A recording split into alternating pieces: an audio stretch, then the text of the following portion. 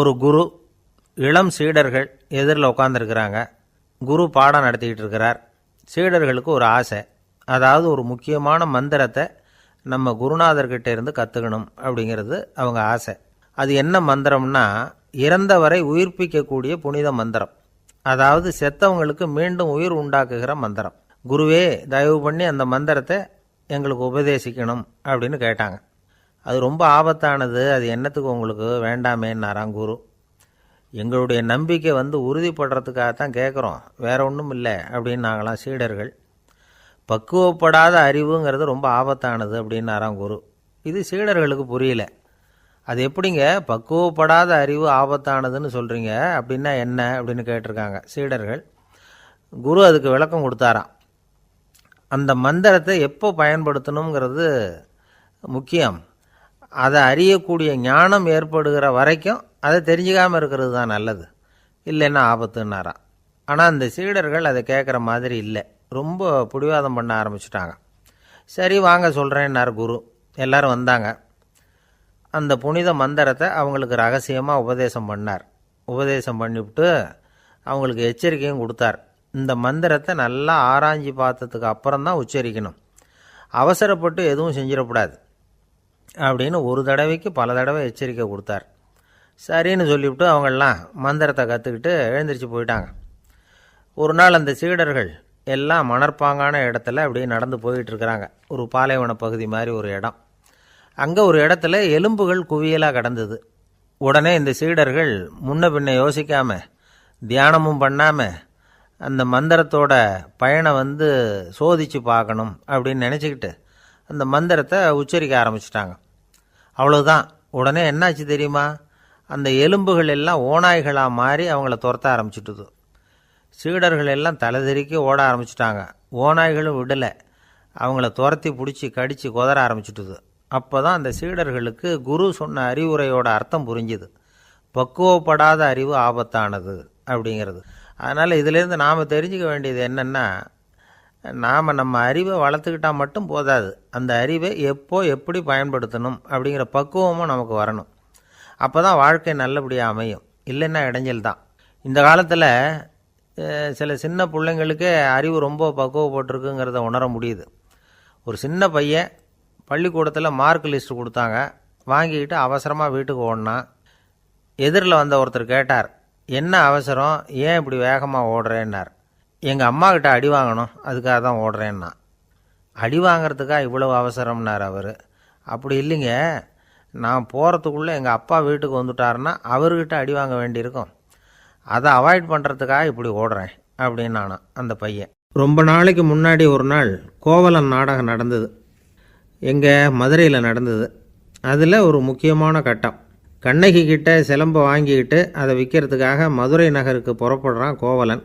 அந்த சமயத்தில் கண்ணகி பாடுற மாதிரி ஒரு நாடக பாடல், நாடக ஆசிரியர் எழுதினது. அது என்ன பாட்டுன்னா, மா பாவியோர் கூடி வாழும் மதுரைக்கு மன்னா போகாதீர் என்று அப்படின்னு ஆரம்பிக்கும் அந்த பாட்டு. இதுதான் அந்த பாட்டு. இதை கண்ணகி மேடையில் பாடின உடனே கூட்டத்தில் சலசலப்பு. நம்ம ஊர்லேயே நமக்கு முன்னாடியே நின்றுக்கிட்டு மா பாவியோர் கூடி வாழும் மதுரை அப்படின்னு சொல்கிறாங்களே, என்ன தைரியம் அப்படின்னு எல்லாம் குழப்பம் பண்ண ஆரம்பிச்சிட்டாங்க. மக்கள் சத்தம் போட ஆரம்பிச்சிட்டாங்க. எதிர்ப்பு குரல் அது பாட்டுக்கு வர வர அதிகமாக போட்டுது.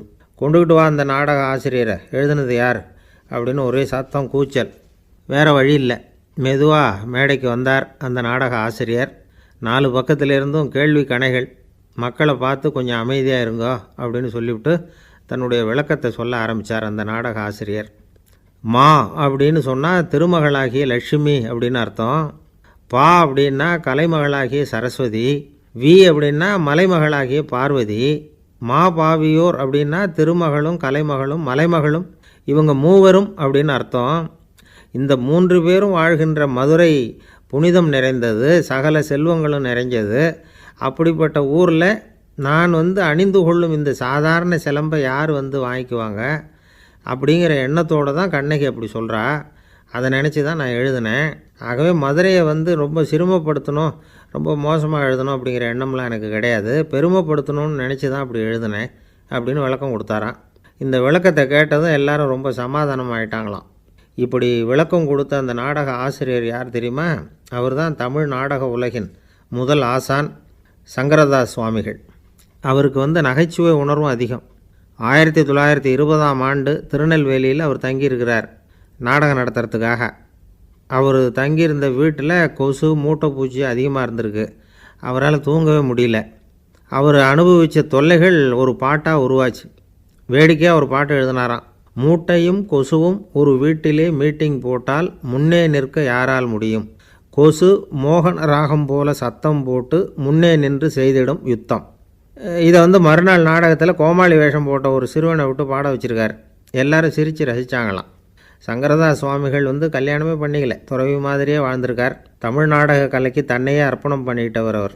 1922 நவம்பர் மாதத்தில் ஒரு நாள் புதுச்சேரியில் அவர் வாழ்க்கை முடிஞ்சுது. அப்போ அவருக்கு வயசு 55. சங்கரதாஸ் சுவாமிகள் நாடக ஆசிரியர் மட்டும் இல்லை, மேடை நாடக இயக்குனர், தயாரிப்பாளர், அவரே ஒரு சிறந்த நடிகர். ஒரு தடவை சாவித்திரி நாடகத்தில் இவர் யமதர்மனாக வேஷம் போட்டு நடிச்சிருக்கிறார். நாடகம் பார்த்துக்கிட்டு இருந்த கருவுற்ற ஒரு பெண்மணிக்கு பயத்தினால அங்கேயே குழந்தை பிறந்துட்டு தான். அந்த நிகழ்ச்சிக்கு அப்புறம் இவர் இந்த வேஷம் போடுறப்போலாம் ஜனங்களுக்கு முன்கூட்டியே எச்சரிக்கை கொடுக்க ஆரம்பிச்சிருவாராம். அதாவது அப்படி யாராவது பயப்படுறவங்க இருந்தால் கொஞ்சம் கண்ணை மூடிங்க அல்லது எழுந்திரிச்சு போடுங்கன்னு. நடிப்புன்னா அப்படிலாம் இருக்கணும். இந்த காலத்தில் நடிகர் ஒருத்தர் சொன்னார், சார் நான் இந்த நாடகத்தில் நடிக்கிறப்போ முகத்தில் நவரசங்களையும் காட்டி நடித்தேன், உணர்ச்சிகளை எல்லாம் நல்லா காட்டி நடித்தேன். அப்படி இருந்து ஜனங்கள் கல் எடுத்து மேடையில் வீசிவிட்டாங்க சார் அப்படின்னார். நாடகத்தில் உங்களுக்கு என்ன வேஷம் அப்படின்னு கேட்டாங்க. அது செத்து கிடக்கிற பணமாக நடித்தேன் சார் அப்படின்னார். என்னுடைய நண்பர் ஒருத்தர், அவருக்கு ஜாதகத்தில் நம்பிக்கை உண்டு. அவரே ஜோசியமெல்லாம் பார்ப்பார். என்ன சார் இந்த காலத்தில் இதையெல்லாம் நம்பிக்கிட்டு இருக்கீங்களேன்னு கேட்டால், உங்களுக்கு ஒன்றும் தெரியாது சார், இந்த உலகத்தில் ஒவ்வொருத்தரும் அவங்கவுங்க செய்கிற நல்லது கெட்டதுக்கு தகுந்த பலனை அனுபவிச்சே தேரணும்பார். அது மட்டும் இல்லை, ஒருத்தன் செத்துட்டா கூட அவன் செஞ்ச பாவ புண்ணியங்கள் கூடவே போயிட்டுருக்கோம்பார். அது எப்படி கூட போவோம் அப்படின்னு குதர்க்கமாக கேட்டால், அதுக்கு அவர் ஒரு கதை சொன்னார். அது ரொம்ப சுவாரஸ்யமாக இருந்தது. ஒரு ஊரில் ஒருத்தர் இருந்தாராம். அவர் ஜோசியம் பார்க்குறதுல ரொம்ப கெட்டிக்காரரு. ஒருத்தருடைய தலைமுடியை மட்டும் அவர்கிட்ட காட்டினா போதும், அதை மட்டும் பார்த்துட்டு அவருடைய ஜாதகத்தையே சொல்லிவிடுவாராம். அப்பேற்பட்ட திறமை. அந்த ஆள் ஒரு சமயம் கன்னியாகுமரி கடற்கரைக்கு போயிருந்திருக்கிறார். அங்கே கரை ஓரமாக ஒரு மண்டை ஓடு கிடந்திருக்கு. அதை எடுத்து பார்த்துருக்கிறார். அந்த மண்டை ஓட்டை வச்சுக்கிட்டே அதோட ஜாதகத்தை அலசியிருக்கிறார். இந்த மண்டை ஓட்டுக்கு உரிய ஆசாமி வாழ்க்கையில் ரொம்ப கஷ்டப்பட்டுருக்கிறான், நிறைய கஷ்டத்தை அனுபவிச்சிருக்கிறான், அது தாங்க முடியாமல் தான் கடலில் விழுந்து தற்கொலை பண்ணிகிட்டு இருக்கான் அப்படிங்கிறத அவர் கணிச்சுட்டார். இருந்தாலும் இந்த மண்டை ஓடு இன்னமும் அனுபவிக்க வேண்டியது பாக்கி இருக்குது அப்படிங்கிறதையும் அவர் உணர்றார். அது சரி, ஒருத்த உயிரோடு இருக்கிற வரைக்கும் தானே நல்லது கெட்டதை அனுபவிக்க முடியும். செத்ததுக்கு அப்புறமும் பாக்கி இருக்குன்னா அதை எப்படி அனுபவிக்கிறது? இந்த மண்டை ஓட்டுக்கு இன்னும் கொஞ்சம் பாக்கி இருக்குது அப்படிங்கிறது அவருக்கு புரிஞ்சதே தவிர அதோட அர்த்தம் என்னங்கிறது அவருக்கு சரியாக விளங்கலை. சரி, இதை இன்னும் கொஞ்சம் விவரமாக ஆராய்ச்சி பண்ணி பார்ப்போம் அப்படின்னு நினச்சிக்கிட்டு அதை தன்னுடைய வீட்டுக்கு எடுத்துகிட்டு போயிட்டார். அந்த மண்டை ஓட்டை ஒரு பொட்டியில் வச்சு பூட்டினார். தன்னுடைய தனி அறையில் அதை பத்திரமா வச்சுக்கிட்டார். தினமும் ராத்திரி ஆனதும் தன்னுடைய மனைவியை பார்த்து, நீ போய் பூஜை அறையில் தனியாக படுத்துக்கோ அப்படின்னு சொல்லிவிட்டு, இவர் தினம் ராத்திரி 12 மணிக்கு பொட்டியை திறந்து அதை பார்ப்பார். மண்டை ஓடு அப்படியே இருந்ததே தவிர இன்னும் கொஞ்சம் பாக்கி இருக்குங்கிறதுக்கு அர்த்தம் அவருக்கு விளங்கலை. அந்த மண்டை ஓட்டுக்கு இன்னும் என்ன பாக்கி இருக்க போகுது? இப்படியே ஒரு 10 நாள் போச்சு. அந்த வீட்டம்மாவுக்கு சந்தேகம் வந்துட்டுது. நம்ம வீட்டுக்காரர் நம்மளை தனியாக ஏன் தூங்க சொல்கிறார் அப்படிங்கிற சந்தேகம். உடனே பக்கத்து வீட்டு அம்மாக்கிட்ட விஷயத்தை சொல்லியிருக்கிறாங்க. அந்த அம்மா உடனே, நீ கவலைப்படாத, நான் கண்டுபிடிச்சி சொல்கிறேன்னு சொல்லிவிட்டாங்களாம். அன்றைக்கி ராத்திரியே ஜன்னல் வழியாக எட்டி பார்த்துருக்குறாங்க. இந்த ஆள் மண்டை ஓட்டை கையில் வச்சுக்கிட்டு அதை திருப்பி திருப்பி அப்படியும் இப்படியும் பார்த்துக்கிட்டு இருந்தது தெரிஞ்சுட்டுது. மறுநாள் காலையில் அவரோட மனைவியை பார்த்தாங்க. ஏம்மா, உன் வீட்டுக்காரருக்கு நீ முதல் மனைவியா 2வது மனைவியா அப்படின்னு கேட்டாங்க. எனக்கு தெரிஞ்ச வரைக்கும் நான் ஒருத்தி தான் அவருடைய மனைவின்னாங்க. அப்படி இல்லை, நீ அவருக்கு 2வது மனைவி. முதல் மனைவியின் மண்டை ஓடு தான் அவர் கையில் இருக்குப்போ, அதை தான் அவர் தினமும் ராத்திரியில் எடுத்து பார்த்துக்கிட்டு இருக்கிறாரு அப்படின்னு விட்டாங்க அந்த அடுத்த வீட்டம்மா. அப்படியா விஷயம்னு சொல்லிவிட்டு கணவன் வீட்டில் இல்லாத நேரமாக பார்த்து அந்த மண்டை ஓட்டை எடுத்து கொண்டாந்து ஒரு உரலில் போட்டு உலக்கையால் குத்தி நொறுக்க ஆரம்பிச்சுட்டுது அந்த அம்மா. வெளியே போயிருந்த அந்த ஆள் அப்போ தான் உள்ளே நுழைஞ்சார். மண்டை ஓடு உலக்கைக்கிட்ட குத்து வாங்கிட்டு இருக்கு.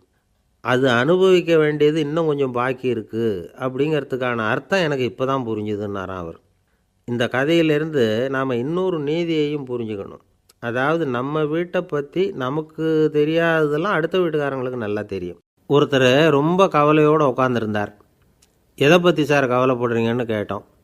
எதிர்காலத்தை பற்றி கவலைப்படுறேன்னார். ஏன்னு கேட்டோம். என்ன பண்ணுறதுன்னே தெரியல சார், எதிர்காலம் ஒரே இருட்டாக இருக்குது, பாதையே புரியலன்னார். இன்றைக்கி நம்ம இளைஞர்கள் பல பேருக்கு எதிர்காலம் இருட்டாக தான் தெரியுது. அவங்கெல்லாம் இந்த கதையை கொஞ்சம் கேட்கணும். ஒரு மலை அடிவாரத்தில் ஒரு சின்ன கிராமம். அந்த மலை ரொம்ப உயரமானது. அடர்த்தியாக செடி கொடிகள் மரங்கள் அதில் மண்டி கிடக்குது. பகல் வேளையில் இருட்டாக தான் இருக்கும், அவ்வளோ அடர்த்தி. அந்த மலை உச்சியில் ஒரு கோவில். நாள் ராத்திரியே புறப்பட்டால் தான் காலையில் அந்த கோயிலுக்கு போய் சேர முடியும்.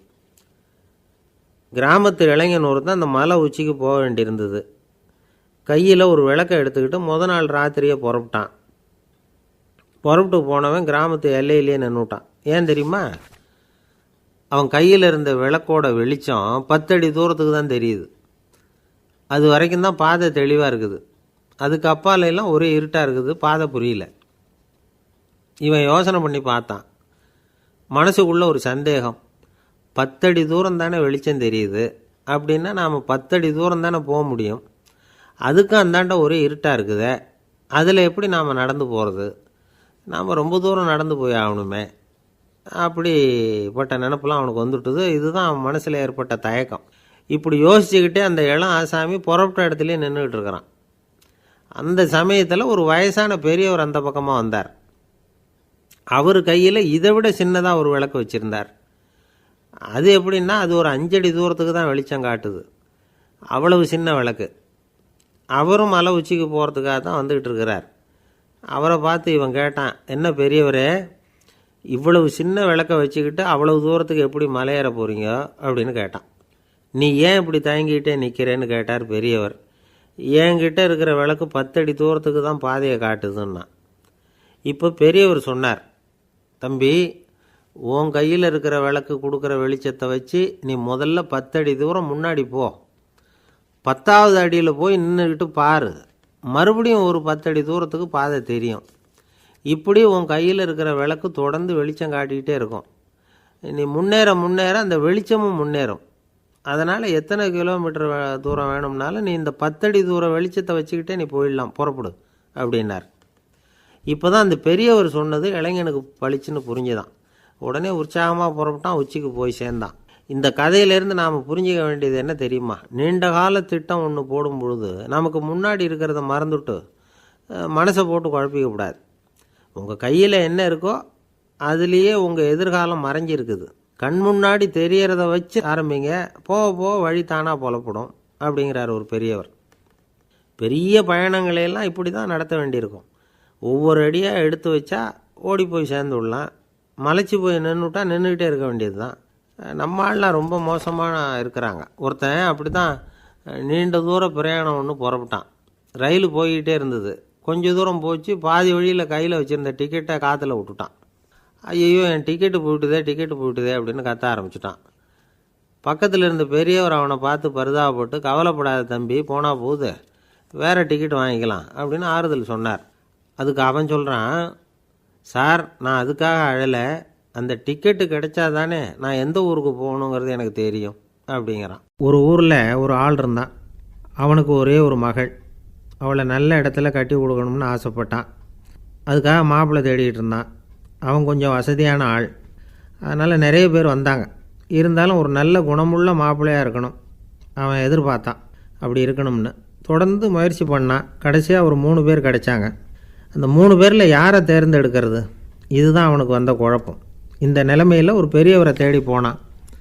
அவர்கிட்ட தன்னுடைய பிரச்சனையை சொன்னான். அவர் கொஞ்சம் யோசனை பண்ணார். அதுக்கப்புறம் 3 பேரையும் கூப்பிட்டார். இதை பாருங்கப்பா, உங்கள் 3 பேருக்கும் 3 மாத கால அவகாசம் தர்றேன். நீங்கள் இப்போ போகலாம். 3 மாதம் கழித்து திரும்பி வரலாம். அப்படி வரும்பொழுது இந்த 3 மாத காலத்தில் நீங்கள் செஞ்ச நல்ல காரியம் ஏதாவது ஒன்று சொல்லணும். அதை வச்சு உங்களில் ஒருத்தரை நாங்கள் தேர்ந்தெடுத்துக்கிறோம் அப்படின்னு சொன்னாராம். 3 பேரும் சரின்னு சொல்லிவிட்டு திரும்பி போயிட்டாங்க. 3 மாதம் ஆச்சு. அதுக்கப்புறம் ஒரு நாள் திரும்பி வந்தாங்க. அவர் அவங்கள கூப்பிட்டு உட்கார வச்சார். அப்புறம் கேட்டார், இப்போ சொல்லுங்கள், இந்த 3 மாத காலத்தில் நீங்கள் செஞ்சுருக்கிற ஏதாவது ஒரு நல்ல காரியத்தை சொல்லுங்க அப்படின்னார். முதல்ல ஒருத்தன் எழுந்திரிச்சு நின்னான். ஐயா, எங்கள் அப்பா இறந்த பிறகு அவரோட கணக்கு வழக்குகளை எடுத்து பார்த்துக்கிட்டு இருந்தேன். அவர் ஒரு வியாபாரிகிட்ட 10,000 ரூபா கடன் வாங்கியிருக்கிறதாக எழுதியிருந்தார். அந்த வியாபாரியும் இப்போ உயிரோடு இல்லை. இருந்தாலும் அந்த வியாபாரியோட மகனை தேடி கண்டுபிடிச்சேன். கணக்கு புத்தகத்தை காட்டினேன். எங்கள் அப்பா உங்கள் அப்பா கிட்ட 10,000 ரூபா கடன் வாங்கியிருக்கிறதாக இதை எழுதியிருக்கிறார். அதனால் அதை திருப்பி கொடுக்கறதுக்காக வந்திருக்கிறேன். இந்தாங்க அந்த பணம் அப்படின்னு சொல்லி கொடுத்துட்டு வந்துட்டேன் அப்படின்னு நானும். இதை பெரியவர் கவனமாக கேட்டுக்கிட்டார். அதுக்கப்புறம் 2வது இளைஞன் எழுந்திரிச்சான். ஐயா, நான் போன மாதம் ஒரு நாள் ராத்திரி வேளையில் ஒரு காட்டுப்பாதை வழியாக எங்கள் ஊருக்கு போய்கிட்டு இருந்தேன். அந்த சமயத்தில் அந்த வழியாக வந்துக்கிட்டு இருந்த ஒரு வழிப்போக்கர்கிட்ட 4-5 திருடர்கள் வம்பு வளர்த்து அவர்கிட்ட இருந்த பொருளை எல்லாம் கொள்ளையடிச்சிக்கிட்டு இருந்தாங்க. நான் உடனே ஒரு குச்சியை எடுத்துகிட்டு ஓடினேன். அந்த திருடர்களை அடித்து விரட்டினேன். பொருளை எல்லாம் மீட்டு அந்த வழிப்போக்கர்கிட்ட ஒப்படைச்சேன். அவரை பத்திரமா அழைச்சிக்கிட்டு போய் அவர் வீட்டில் விட்டுட்டு வந்தேன் அப்படின்னு நானும். இதையும் பெரியவர் கவனமாக கேட்டுக்கிட்டார். அடுத்தபடியாக 3வது இளைஞன் எழுந்திரிச்சான். ஐயா, போன மாதம் ஒரு நாள் நான் ஒரு மலைப்பாதை வழியாக போய்கிட்டு இருந்தேன். மலைப்பாதை விளிம்பில் ஒரு மதகு கட்டை, அது மேலே ஒரு ஆள் படுத்து தூங்கிட்டு இருந்தான். அந்த பக்கம் தவறி உருண்டு விழுந்திருந்தான்னா அதில் பாதாளம். அது மலையடி வாரத்தில் போய் தான் விழணும், அவ்வளவு பள்ளம். அது தெரியாமல் அவன் பாட்டுக்கு தூங்கிட்டு இருந்தான். நான் உடனே அவன்கிட்ட ஓடி போய் குனிஞ்சு அவன் முகத்தை பார்த்தேன். அப்போ தான் புரிஞ்சுது, அவன் ஏற்கனவே எனக்கு தெரியும். அவனை எனக்கு நிறைய கெடுதல் பண்ணியிருக்கிறான், இடைஞ்சல் கொடுத்தவன். இருந்தாலும் ஐயோ பாவம்னு நினச்சி அவனை எழுப்பி பாதுகாப்பாக வேற ஒரு இடத்துல படுக்க வச்சுட்டு வந்தேன் அப்படின்னு நானும். பெரியவர் இதையும் கேட்டுக்கிட்டார். அதுக்கப்புறம் அவங்க 3 பேரையும் பார்த்து, நீங்கள் போகலாம், நாங்கள் யோசித்து முடிவு பண்ணி உங்களுக்கு சொல்லி அனுப்புகிறோம் அப்படின்னாராம். அந்த இளைஞர்கள் புறப்பட்டு போயிட்டாங்க. அதுக்கப்புறம் அந்த பெண்ணோட அப்பாவை பார்த்து சொன்னார், இந்த 3 பேருமே நல்ல பிள்ளைங்க தான், அதில் ஒன்றும் சந்தேகம் இல்லை. இருந்தாலும் இந்த 3 பேர் செஞ்ச செயல்களையும் ஒப்பிட்டு பார்க்க வேண்டியிருக்கு. முதல் இளைஞன் நேர்மைக்கு எடுத்துக்காட்டாக விளங்குறான்.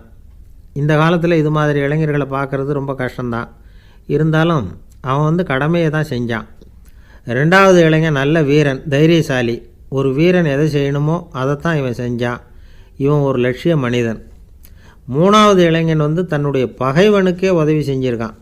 அவன் உயிரை காப்பாற்றியிருக்கிறான். பகைவனுக்கு அருள்வதுங்கிறது ஒரு சாதாரண மனுஷனால் செய்யக்கூடிய காரியம் இல்லை. பகையை மறக்கிறதும் பகைவனுக்கு அருள்வதும் தெய்வீக பண்புகள். அதனால் இவனையே உன்னுடைய மகளுக்கு ஏற்ற மாப்பிள்ளையா தேர்ந்தெடுக்கலாம் அப்படின்னு சொன்னாங்களாம். ஒரு நல்ல நாளில் அவங்களுக்கு திருமணம் நல்ல விதமாக நடந்து முடிஞ்சுதான். இது சுவாமி சின்மயானந்தர் சொல்லியிருக்கிற ஒரு கதை. இதிலேருந்து நாம் புரிந்து கொள்ள வேண்டிய ஒரு கருத்து, நமக்கு கெடுதல் பண்ணவங்களுக்கும் நாம் நல்லது செய்யணும். ஆனால் நடைமுறையில் அப்படி நம்மளால் செய்ய முடியறதில்ல. அதுதான் சிக்கல். நம்மால் ஒருத்தங்கிட்ட கேட்டேன், ஏண்டா உன்னுடைய பகைவன் ஒருத்தன் அது மாதிரி ஒரு மலைப்பாதை மதகு கட்டையில் படுத்திருந்தா உடனே நீ என்ன நினைப்ப அப்படின்னு கேட்டோம்.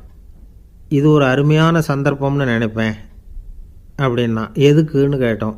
அவனை அந்த பக்கமாக உருட்டி கீழே தள்ளுறதுக்கு அப்படின்னா. ஒரு காடு, அங்கே புத்தர் அவர் பாட்டுக்கு நடந்து போய்கிட்டே இருக்கிறார். அவருக்கு பின்னாடி ஒரு குரங்கு, அதுவும் தொடர்ந்து வந்துக்கிட்டே இருக்குது. புத்தர் திரும்பி பார்த்தார். குரங்கு அப்படியே குதித்து உயர எழும்பி ஒரு கிளையில் போய் உக்காந்துது. ஏன் இப்படி பண்ணுறேன்னு கேட்டார் புத்தர். என்னை சாதாரணமாக நினைக்க வேணாம், நான் மகாமந்தி, என்னால் எல்லாம் முடியும், முடியாதுங்கிற வார்த்தையே என்னுடைய அகராதியில் கிடையாது, என்ன வேணும்னாலும் செய்வேன் அப்படின்னுது. அப்படின்னா ஒரு பந்தயம் வச்சுக்கலாமான்னார் இவர். ஓ வச்சுக்கலாமேன்னுது. வேறு ஒன்றும் இல்லை, இப்போ நீ மேலே எழும்பி அந்த கிளையில் உட்காந்தது மாதிரி அங்கேருந்து தாவி என் உள்ளங்கையில் உட்காரணும், அவ்வளவுதான் அப்படின்னார். அப்படி உட்காந்துட்டா என்ன பரிசு அப்படின்னு கேட்டது. அது சொர்க்கத்தில் இருக்கிற மாமன்னன் மரகத சக்கரவர்த்தியை என்னோட இருக்கும்படியாக கூப்பிட்டுக்கிறேன். அந்த சமயத்தில் அவருடைய அரியணை அங்கே காலியாகிடும், நீ அதில் போய் உட்காந்துக்கலாம். பந்தயத்தில் தோத்துட்டா ஒரு கல்ப காலம் இந்த பூமியில் வாழ வேண்டியிருக்கும். அதுக்கு பிறகு தான் என்கிட்ட வர முடியும், என்ன சொல்கிற அப்படின்னார். குரங்குக்கு தாவறது ஒரு பெரிய காரியமா? இது எனக்கு ரொம்ப சாதாரண விஷயம், என்ன இப்போவே தாவட்டுமா அப்படின்னுது. சரின்னு சொல்லி உள்ளங்கையை நீட்டினார். அவருடைய கை தாமரை இலை அளவுக்கு அப்படியே விரிஞ்சுது. குரங்கு சௌகரியமாக உட்கார்றதுக்காக. குரங்கு தாவறதுக்கு தயாராச்சு. அதுக்கு முன்னாடி ஒரு சின்ன யோசனை. அதுக்கு இந்த கிளையிலேருந்து அந்த கைக்கு தாவறது எனக்கு ரொம்ப அற்பமான ஒரு வேலை. இது ரொம்ப சாதாரணம். என்னுடைய கௌரவத்துக்கு இது சரியாக இருக்காது. அதனால் நான் என்ன பண்ண போகிறேன்னா, இங்கேருந்து கிளையிலேருந்து அப்படியே உயர எழும்ப போகிறேன். எழும்பி மேல் உலகம் போய் அங்கே ஒரு சுற்றிவிட்டு அதுக்கப்புறம் அங்கேருந்து நேராக வந்து இந்த கையில் உட்கார போகிறேன் அப்படின்னு நினச்சிது. என்ன யோசிக்கிற அப்படின்னார் புத்தர். ஒன்றும் இல்லை, இந்த பாயிரம் பார் அப்படின்னு சொல்லி தாவி உயர போயிட்டுது.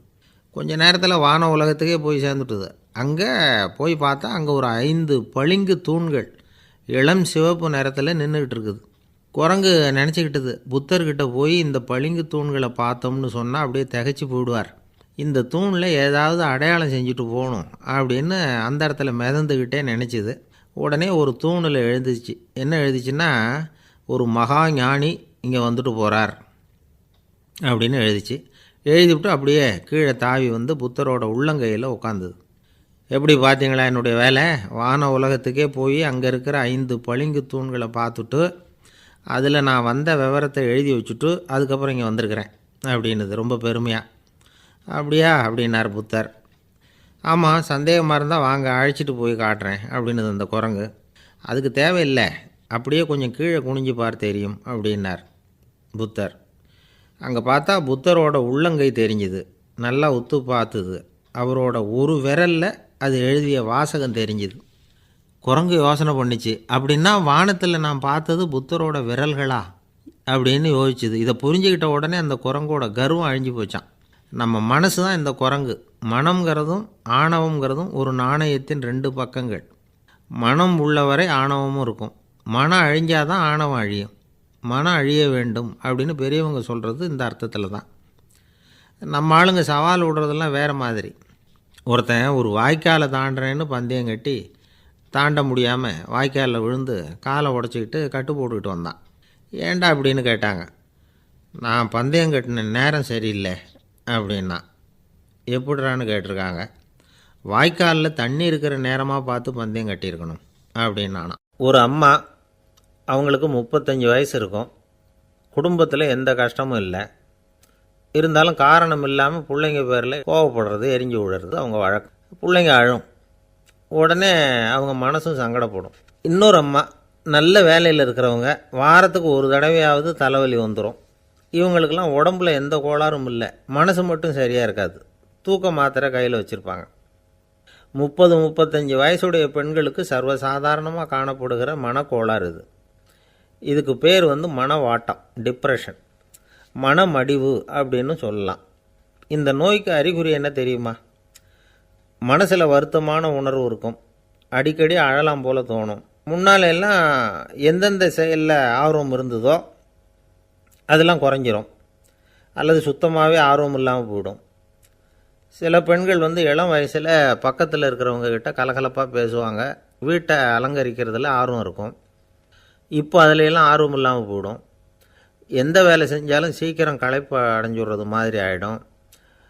நமக்கு யாருமே உதவியாக இல்லை, நம்ம எல்லாரும் கை விட்டுட்டாங்க போல் இருக்குதே அப்படிங்கிற உணர்வுலாம் உண்டாகும். தன்னைத்தானே குறை சொல்லிக்குவாங்க. நாம் தப்பு பண்ணிவிட்டோம் போல் இருக்குதே அப்படின்னு தோணும். குற்றம் பண்ணிட்டதா நினச்சி கஷ்டப்படுவாங்க. பசி இருக்காது, தூக்கத்தில் தொந்தரவு இருக்கும். அடிக்கடி செத்து போடலாங்கிற உணர்வு வரும். தற்கொலை பண்ணிக்கலாங்கிற எண்ணம் உண்டாகும். சில பேர் தற்கொலை முயற்சியில் கூட ஈடுபடுவாங்க. சில பேருக்கு பலவிதமான உடல் வலிகள் இருக்கும், பலவீனம் இருக்கும், சீக்கிரமாக களைப்படைஞ்சு போடுவாங்க. இதெல்லாம் மனவாட்ட நோய்க்கான தன்மைகள். இந்த மனவாட்டம், அதாவது டிப்ரெஷனை வந்து 2 வகையாக பிரிக்கலாமா. ஒன்று தானாக உண்டாக்கிக்கிறது, இன்னொன்று எதிர் விளைவை உண்டு பண்ணுகிற அல்லது நரம்பு சம்பந்தப்பட்ட டிப்ரெஷன். தானாக உண்டாக்கிக்கிற மனவாட்ட நோய் இருக்குது பாருங்கள், அதுக்கு ஏதாவது சூழ்நிலை காரணமாக இருக்கலாம் அல்லது இல்லாமலும் போகலாம். மூளையில் வந்து டொப்பாமைன் அல்லது செரட்டோனின் இதோட அளவு வந்து குறையும் பொழுது இந்த டிப்ரெஷன் உண்டாகுது. இதுக்கு ஓரளவு பிறவி காரணங்கள் கூட இருக்கலாம். குடும்பத்தில் வேறு சிலருக்கும் வரலாம். பாதிக்கப்பட்ட பெண்ணை வந்து பார்க்குறதுக்கு பலவீனமாக தெரியும், கடுமையான குற்ற உணர்வு இருக்கும், தனியாக இருக்கிறதுக்கு ஆசைப்படுவாங்க, நடு ராத்திரியில் எழுந்திரிச்சு உட்காந்து கஷ்டப்பட்டுக்கிட்டு இருப்பாங்க, கொடூரமான முறையில் தற்கொலை பண்ணிக்க முயற்சி பண்ணுவாங்க, தீ வச்சுக்கிறது, அமிலத்தை குடிக்கிறது, தூக்கில் தொங்குறது. இப்படி தானாக வரவழைச்சிக்கிற மனவாட்ட நோய் வந்து மறையக்கூடிய நோய். ஒரு தடவை வந்தால் 3லேருந்து 6 மாதம் வரைக்கும் நீடிக்கும். இடைப்பட்ட காலங்களில் நோயாளி இயல்பாக இருப்பார்.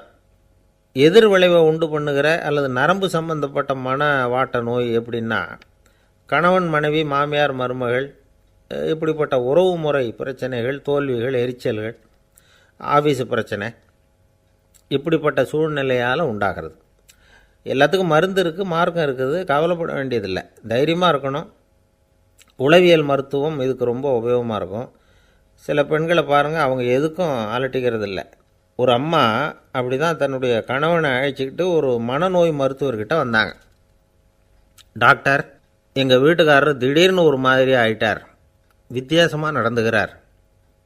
எப்படின்னா, இவர் தன்னையே ஒரு ஒட்டடை குச்சியாக நினச்சிக்கிட்டு இருக்கிறார். அப்படி நினச்சிக்கிட்டு தன்னுடைய தலையாலேயே வீட்டில் உள்ள ஒட்டடையெல்லாம் தொடச்சிக்கிட்டு இருக்கிறார் அப்படின்னாங்க. எவ்வளவு நாளாக அப்படி இருக்குதுன்னு கேட்டார் டாக்டர். 1 வாரமாக அப்படி இருக்குது அப்படின்னாங்க அந்த அம்மா. அப்படின்னா முன்னாடியே ஏன் அழைச்சிட்டு வரல அப்படின்னு கேட்டார் டாக்டர். வீடு பூரா சுத்தமாகட்டுமேனு பார்த்துக்கிட்டு இருந்தேன் டாக்டர் அப்படின்னாங்களாம் அந்த அம்மா. ஒரே ஒரு ஊரில் ஒரு பாதிரியார் இருந்தார். ரொம்ப நாள் சந்தோஷமாக வாழ்ந்தார். ஒரு நாள் அவர் மடத்து சமையல் அறையில் பாத்திரங்களை கழுவி துலக்கி சுத்தப்படுத்திக்கிட்டு இருந்தார். அந்த சமயத்தில் ஒரு தேவதூதன் அவர் முன்னாடி வந்து நின்னான். இவர் நிமிர்ந்து பார்த்தார். ஆண்டவர் என்னை உங்ககிட்ட அனுப்பியிருக்கிறார், பரலோகத்தில் வாசம் செய்யறதுக்கு உங்களுக்கு நேரம் வந்துட்டுது அப்படின்னு அந்த ஆள். ஆண்டவருக்கு என்னோட ஞாபகம் வந்ததுக்கு நன்றி. ஆனாலும் இப்போ இங்கே நீயே பாரு, எவ்வளவு பாண்டங்கள் பாக்கி இருக்குது, இவ்வளவையும் நான் சுத்தப்படுத்த வேண்டியிருக்கு. நான் நன்றி கெட்டவனாக இருக்க விரும்பலை.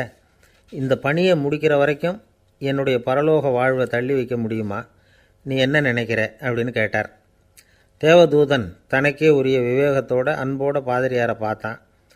சரி, என்ன செய்யலாம்ங்கிறத அப்புறம் சொல்கிறேன் அப்படின்னு சொல்லிவிட்டு புறப்பட்டு போயிட்டான். ஒரு நாள் அந்த பாதிரியார் தோட்டத்தில் உள்ள களைகளையெல்லாம் ஒரு களை கொத்தியால் கொத்தி களை எடுத்துக்கிட்டு இருக்கிறார். அந்த சமயத்தில் இந்த தேவதூதன் மறுபடியும் அவர் முன்னாடி நிற்கிறான். பாதிரியார் பார்த்தார். இதை பாரு, இந்த தோட்டம் பூராவும் எவ்வளவு களை மண்டி கிடக்கு, பரலோகம் கொஞ்ச காலம் எனக்காக பொறுத்திருக்கலாம்னு நீ நினைக்கிறியா அப்படின்னு கேட்டார். தேவதூதன் சிரிச்சுக்கிட்டே மறுபடியும் மறைஞ்சிட்டான். மறுபடியும் அவர் களை எடுக்கிறது, தானிய களஞ்சியத்துக்கு வர்ணம் பூசுறது, இப்படிப்பட்ட வேலைகளில் ஈடுபட்டிருக்கார். இன்னொரு நாள் ஒரு மருத்துவமனையில் நோயாளிகளை கவனிச்சிக்கிட்டு ரொம்ப தீவிரமாக இருக்கிறார் அந்த பாதிரியார். ஒரு நோயாளியோட தாகத்துக்கு தண்ணீர் கொடுத்துட்டு நிமிர்ந்து பார்க்குறப்போ தேவதூதன் மறுபடியும் அவர் முன்னாடி நிற்கிறான். இந்த தடவை பாதிரியார் தன்னலமற்றவராக பேரன்பை காட்டக்கூடிய வகையில் தன்னுடைய 2 கைகளையும் உயர்த்தியபடி தேவதூதனின் கவனத்தை பிணியால் வாடக்கூடிய நோயாளிகளின் பக்கம் திருப்பினாராம். தேவதூதன் ஒன்றும் சொல்லலை, மறைஞ்சிட்டான். அன்னைக்கு சாயந்தரம் பாதிரியார் மடத்தில் உள்ள தன்னுடைய அறைக்கு போய் இளைப்பாறினார். யோசித்து பார்த்தார். தேவதூதனையும் தேவதூதனின் விருப்பத்தையும் பல நாள் தள்ளி போட்டு வந்ததையும் அவர் ரொம்ப நினச்சி பார்த்தார். திடீர்னு தான் முதுமை அடைகிறதையும் சோர்வு அடைகிறதையும் உணர்ந்தார். ஆண்டவரை நினச்சார். ஆண்டவரே, உம்முடைய தூதனை மறுபடியும் என்கிட்ட அனுப்புனா நான் சந்திக்கிறதுக்கு ஆவலாக இருக்கேன் அப்படின்னு சொல்கிறப்பவே தேவதூதன் பக்கத்தில் நின்னான். பாதிரியார் நிமிர்ந்து பார்த்தார். நீ இப்போவே என்னை அழைச்சிக்கிட்டு போக விரும்பினா நான் பரலோகத்துக்கு வர்றதுக்கு தயாராக இருக்கேன்னார். தேவதூதன் அந்த பாதிரியாரை அன்போடவும் விவேகத்தோடவும் பார்த்து, நீங்கள் என் கூட பரலோகத்துக்கு வர்ற தயாராக இருக்கிறதா சொல்கிறீங்க, ஆனால் நீங்கள் இது வரைக்கும் வேறு எங்கே இருந்ததான் நினைக்கிறீங்க அப்படின்னானோ. அப்படின்னா இது வரைக்கும் இருந்த இடம்தான் பரலோகம் அப்படிங்கிறத உணர்த்தியிருக்கிறான். பரலோகம்னா என்னென்னு புரிஞ்சுக்கிறதுக்கு இந்த சம்பவம் நமக்கு உதவியாக இருக்குது. தொண்டு செய்கிறத விட பெரிய செயல் வேறு எதுவும் இருக்க முடியாது. அது நம்ம மனசுக்கு கொடுக்குற சுகத்தை வேறு எதுவும் கொடுக்க முடியாது. நாம் தொண்டு செய்கிற இடம் தான் அந்த புண்ணிய இடம். ஆனால் இந்த காலத்துல எல்லாம் நாம் தொண்டு செய்யணும்னு நினச்சி ஏதாவது ஆரம்பித்தா கூட அதை ஒரு மாதிரியாக சுற்றி நின்று வேடிக்கை பார்க்க ஆரம்பிச்சிடுறாங்க. ஒரு பெரியவர் அப்படி தான் ஒரு தொண்டு செஞ்சுக்கிட்டு இருந்தார். ஒரு கோவில் கட்டிக்கிட்டு இருந்தாங்க. அதில் ஒரு இடத்துல ஒரு பலகையை வச்சு ஆணி அடிக்கிற வேலையை செஞ்சுக்கிட்டு இருந்தார் அந்த பெரியவர். ஒரு சின்ன பையன் அதை ரொம்ப ஊக்கமாக அக்கறையாக கவனிச்சிக்கிட்டு இருந்தான். பெரியவர் இதை கவனித்தார். என்னப்பா பார்க்குற, உனக்கும் இது மாதிரி தொண்டு செய்யணும்னு ஆசையாக இருக்கா அப்படின்னு கேட்டார். அதுக்கு அந்த பையன் சொல்கிறான், அப்படி இல்லைங்க, நீங்கள் ஆணி அடிக்கிறப்போ கையில் சுத்தியால் அடிச்சுக்கிட்டா எப்படி துடிப்பீங்க எப்படி கத்துவீங்கன்னு தெரிஞ்சுக்கிறதுக்காக அதை பார்க்கணும்னு ஆசை, அதுக்காக தான் காத்துக்கிட்டு இருக்கேன் அப்படின்னு நானும். ஒரு ஊரில் ஒரு ஞானி இருக்கிறார், ரொம்ப பெரிய ஞானி, ரொம்ப வயசாகிட்டுது. கடைசி காலத்தில் அவர்கிட்ட சில பேர் வந்தாங்க. உங்கள் குரு யார் அப்படின்னு கேட்டாங்க. அவர் நிமிர்ந்து பார்த்தார். எனக்கு ஆயிரக்கணக்கான குருமார்கள் உண்டு, அவங்க பேரெல்லாம் சொல்லணும்னா இந்த காலம் பத்தாது, ஆனால் முக்கியமான ஒரு 3 பேரை பற்றி மட்டும் உங்களுக்கு சொல்கிறேன் அப்படின்னாராம். அப்புறம் சொன்னார், அந்த 3 பேரில் ஒருத்தன் ஒரு திருடன். ஒரு சமயம் ஒரு பாலைவனம் வழியாக நான் போய்கிட்டு இருந்தேன். அப்போது வழி தவறி போய் ஒரு கிராமத்துக்கு போயிட்டேன். அது இருட்டு நேரம், நடுராத்திரி, ஊரே உறங்கி போச்சு. அந்த நேரத்தில் ஒரு ஆள் மட்டும் ஒரு வீட்டு சுவத்தில் ஏதோ பண்ணி உள்ளே நுழையிறதுக்கு முயற்சி பண்ணிகிட்ருக்கிறான். அவங்கிட்ட போய் நான் இன்றைக்கி இங்கே எங்கே தங்க முடியும் அப்படின்னு கேட்டேன். அதுக்கு அவன், இந்த ராத்திரி வேளையில் அது ரொம்ப சிரமம், ஒரு திருடனோட உங்களால் தங்க முடியும்னா நீங்கள் என்னோட தங்கலாம் அப்படின்னா. நான் அவங்க கூட 1 மாதம் தங்கியிருந்தேன். ஒவ்வொரு நாள் ராத்திரியும் இப்போ நான் என்னுடைய வேலைக்கு போகிறேன், நீங்கள் ஓய்வு எடுத்துக்கோங்க அப்படின்னு சொல்லிவிட்டு போவான். அவன் திரும்பி வந்த உடனே உனக்கு ஏதாவது கிடச்சிதான்னு நான் கேட்பேன். அதுக்கு அவன், இன்றைக்கி ராத்திரி ஒன்றும் இல்லை, நாளைக்கு மறுபடியும் முயற்சி பண்ணுவேன் அப்படிம்பா. எப்பவும் அவன் நம்பிக்கை இழந்ததே கிடையாது, எப்பவும் சந்தோஷமாகவே இருப்பான். நானும் ரொம்ப காலமாக தியானம் பண்ணிக்கிட்டே இருந்தேன், ஒன்றுமே நடக்கலை. ஆனால் நான் என்ன பண்ணேன் தெரியுமா, மனசு வருத்தப்படும், நம்பிக்கை இழந்துருவேன். அப்போல்லாம் அந்த திருடனுடைய விடாமுயற்சி தான் ஞாபகத்துக்கு வரும். அதனால் அந்த திருடன் எனக்கு ஒரு குரு. என்னுடைய 2வது குரு யாருன்னா அது ஒரு நாய். இது எப்படின்னா, ஒரு சமயம் எனக்கு ரொம்ப தாகமாக இருந்தது. ஒரு நதியை நோக்கி போய்கிட்டு இருந்தேன். அப்போது ஒரு நாயும் வந்தது, அதுக்கும் தாகம். ஓடி வந்து ஆற்றை பார்த்துது. அதோட நிழல் வந்து ஆற்றுல தெரிஞ்சுது. அதை பார்த்ததும் பயந்துட்டுது. அதாவது அது தன்னுடைய சொந்த உருவத்தையே கண்டு பயந்தது. அதை பார்த்து குறைக்குது, திரும்பி ஓடிச்சு. ஆனால் அதுக்கு தாகம் அதிகமாக இருந்ததுனால அது மறுபடியும் திரும்பி வந்தது. பார்த்தா மறுபடியும் தண்ணியில் நாயோட உருவம் தெரியுது. இப்படி சில தடவை பண்ணிச்சு. இருந்தாலும் கடைசியில் தண்ணியில் குதிச்சுட்டுது துணிஞ்சி.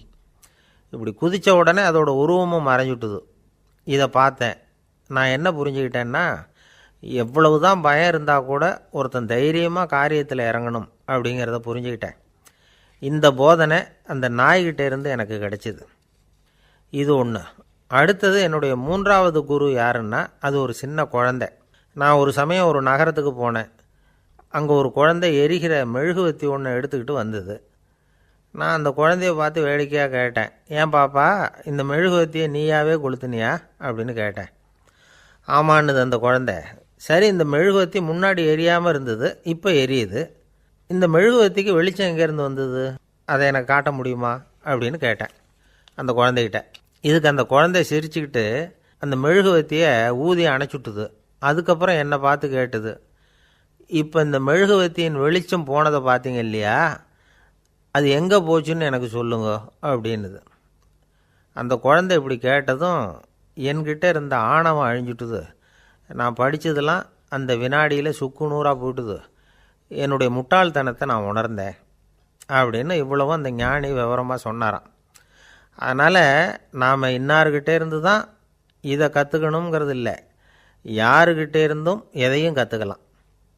நம்மால் ஒருத்தன் ஒரு நாய் வளர்த்துக்கிட்டு இருந்தான். அந்த நாய்க்கு வால் கிடையாது, யாரோ ஏற்கனவே வெட்டி எடுத்துட்டாங்க. இந்த நாய் தான் சார் எனக்கு குரு, அதுக்கிட்டே இருந்து கூட நான் பாடம் கற்றுக்கிட்டு இருக்கிறேன் அப்படின்னா. அப்படி என்ன கற்றுக்கிட்டேன் இந்த வால் இல்லாத நாய்கிட்டே இருந்து அப்படின்னு கேட்டோம். நாம் யாருக்கிட்டேயும் வாலாட்டக்கூடாது அப்படிங்கிற பாடத்தை அதுக்கிட்டே இருந்து தான் நான் கற்றுக்கிட்டேன் அப்படின்னா. ஒருத்தர் சிகரெட்டும் கையுமா வந்தார். சார், இந்த புகைப்பிடிக்கிற பழக்கத்தை நிறுத்தி போடணும்னு தான் பார்க்குறேன், முடியலேன்னார். புகைப்பிடிக்கிறத நிறுத்துறது ரொம்ப சுலபம் சார் அப்படின்னார் இன்னொருத்தர். எப்படி சொல்கிறீங்கன்னு கேட்டார் அவர். நான் கூட ஏற்கனவே 10 தடவை அந்த பழக்கத்தை நிறுத்தி இருக்கிறேன் சார் அப்படின்னார் இவர். இதிலேருந்து என்ன தெரியுது, புகைப்பழக்கத்தை திடீர்னு விட்டு விடுறதுங்கிறது ரொம்ப கஷ்டம்னு தெரியுது. இருந்தாலும் இது சம்பந்தமான ஆராய்ச்சி, அனுபவம், இது ரெண்டையும் அடிப்படையாக வச்சு சில வழிமுறைகளை சொல்கிறாங்க. அதாவது புகைப்பிடிக்கிறத நிறுத்துறதுக்கு 10 வழிகள் உண்டு அப்படின்னு சொல்கிறாங்க. அது என்னங்கிறத தெரிஞ்சுக்கிட்டா உபயோகப்படுதான்னு பார்க்கலாமே. முதல் கருத்து என்னன்னா, கொஞ்ச நாளைக்கு புகைப்பிடிக்கிற நண்பர்களை விட்டு விலகி இருக்கணும். இதனால் புகைப்பிடிக்கிற ஆசை குறையும். அந்த பழக்கத்தை மறுபடியும் ஆரம்பிக்கக்கூடாதுங்கிற எண்ணம் உறுதிப்படும். ரெண்டாவது கருத்து, புகைப்பிடிக்கிறதை எதிர்த்து தீவிரமாக பிரச்சாரம் செய்ய ஆரம்பிச்சிடணும். அது அடுத்தவங்களுக்கும் உபயோகப்படும், உங்களுக்கும் உபயோகப்படும். உங்கள் உள்ளுணர்வை அது தூண்டும், உங்களை உறுதி கொள்ள வைக்கும். மூன்றாவது கருத்து என்னென்னா, தினமும் 2 தடவை குளிக்கணும். எப்படி தெரியுமா? முதல்ல வெது வெதுப்பான தண்ணீர், அப்புறம் குளிர்ந்த தண்ணீர், இப்படி மாறி மாறி குளிக்கணுமா. நாலாவது கருத்து, உடற்பயிற்சிகள் செய்யணும். மூச்சு வாங்குற மாதிரியான பயிற்சிகள் ரொம்ப நல்லதான். பிராணாயாமம் அப்படிங்கிற மூச்சு பயிற்சி ரொம்ப நல்லதுங்கிறாங்க. அப்புறம் ஐந்தாவது கருத்து, சாப்பாடு மிதமாக இருக்கணும், சீராக இருக்கணும். பச்சை காய்கறிகள், பழங்கள் சாப்பாட்டில் சேர்த்துக்கலாம். அடிக்கடி கொஞ்சம் கொஞ்சமாக சாப்பிட்டு ரத்தத்தில் சர்க்கரையின் அளவை பராமரிக்கணும். இது நரம்புகளை அமைதிப்படுத்தும். ஆறாவது கருத்து என்னென்னா, ரொம்ப நேரம் பசியோடு இருக்கக்கூடாது. புகைப்பிடிக்கிறத நிறுத்த முயற்சி செய்யும் பொழுது எடை குறைப்பு நடவடிக்கைகளை மேற்கொள்ளக்கூடாது. ஏழாவது கருத்து, காப்பி, தேநீர், மதுபானம், அப்புறம் போதைப் பொருள்கள் கலந்த உணவுகள் இதெல்லாம் வேணாம். புகைப்பிடிக்கிறத அதெல்லாம் ஊக்கப்படுத்தும். கடுகு, மிளகு, அப்புறம் காரமான பொருள்களை தவிர்க்கணும். உப்பு அளவை குறைக்கணும். தினமும் 10 கோவள தண்ணீராவது குடிக்கணும். வெறும் தண்ணி புகைப்பிடிக்கிற ஆவலை தணிக்குதான். எட்டாவது கருத்து, கையில் சிகரெட்டு, புகையில ஏதாவது இருந்தால் உடனே தூக்கி எறிஞ்சிருங்க. அது கையில் இருக்கிற வரைக்கும் புகைப்பிடிக்கிற ஆசை வந்துக்கிட்டே இருக்கும். ஒன்பதாவது கருத்து என்னென்னா, இறை நம்பிக்கை உள்ளவங்க புகைப்பிடிக்கிற எண்ணம் வர்றப்போவெல்லாம் பிரார்த்தனை செய்ய ஆரம்பிச்சுடலாம். 10வது கருத்து, உங்களுக்கு ரொம்பவும் வேண்டியவங்க யாரோ அவங்கக்கிட்ட எல்லாம் நீங்கள் புகைப்பிடிக்கிறத நிறுத்தி விட்டதாக சொல்லிவிடுங்க. இந்த 10 வழிகளையும் கடைபிடிக்க ஆரம்பிச்சுட்டா புகைப்பிடிக்கும் பழக்கத்தை நிறுத்தி விடலாம் அப்படின்னு சொல்கிறாங்க அனுபவப்பட்டவங்க. முயற்சி பண்ணி பார்க்கலாம். ஒரு முக்கியமான இடத்துல நின்றுக்கிட்டு இருந்தார் ஒருத்தர். அங்கே இன்னொருத்தர், ஏன் சார் இந்த இடத்துல சிகரெட் பிடிக்கலாமா அப்படின்னு அனுமதி கேட்டார். இந்த இடத்துல சிகரெட் பிடிக்கக்கூடாதுங்க அப்படின்னாரு இவர். நீங்கள் இப்படி சொல்கிறீங்க, ஆனால் இந்த இடத்துல கீழே நிறைய சிகரெட் துண்டுகள் கிடக்குதே, அவங்கெல்லாம் யார்? அவங்கெல்லாம் உங்கள் மாதிரி என்கிட்ட அனுமதி கேட்காதவங்க அப்படின்னாராம் இவர். இந்த உலகத்தில் எவ்வளவோ உயிரினங்கள் இருக்குது. ஒவ்வொன்றும் ஒவ்வொரு விதமாக சண்டை போடுது. இப்போ 2 மாடு சண்டை போட்டுக்குதுன்னு வச்சுக்கோங்க, என்ன பண்ணும்? 2 முட்டிக்கும். அதுக்கு சண்டை போடுறதுக்கு ஆயுதமாக உபயோகப்படுறது அதோட கொம்பு. 2 சேவல் சண்டை போட்டுக்குதுன்னு வச்சுக்கோங்க, அதுக்கு ஆயுதமாக உபயோகப்படுறது அதோட கால் நகம். காலால் தான் அது ஒன்றோட ஒன்று சண்டை போட்டுக்கும். ஆனால் 2 மனுஷன் சண்டை போட்டுக்கிறான்னு வச்சுக்கோங்க, இவன் இன்னதை தான் ஆயுதமாக உபயோகப்படுத்துவான்னு குறிப்பிட்டு சொல்ல முடியாது.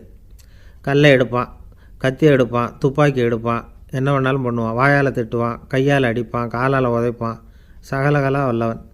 விலங்குகள்லாம் பொதுவாக வாயை சாப்பிட்றதுக்கு மட்டும்தான் உபயோகப்படுத்துது. ஆனால் இவனுக்கு சாப்பிட்றதுக்கும் அதுதான், சாப்பிட்டு விட்டு திட்டுறதுக்கும் அதுதான். ஆனால் ஒரு விஷயத்தில் மட்டும் கெட்டிக்கிறேன்.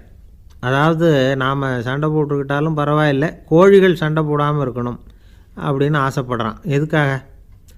கோழிகள் சண்டை போடாமல் இருந்தால் நிறைய முட்டைகள் போடுமா, அதுக்காக தான் இந்த அக்கறை.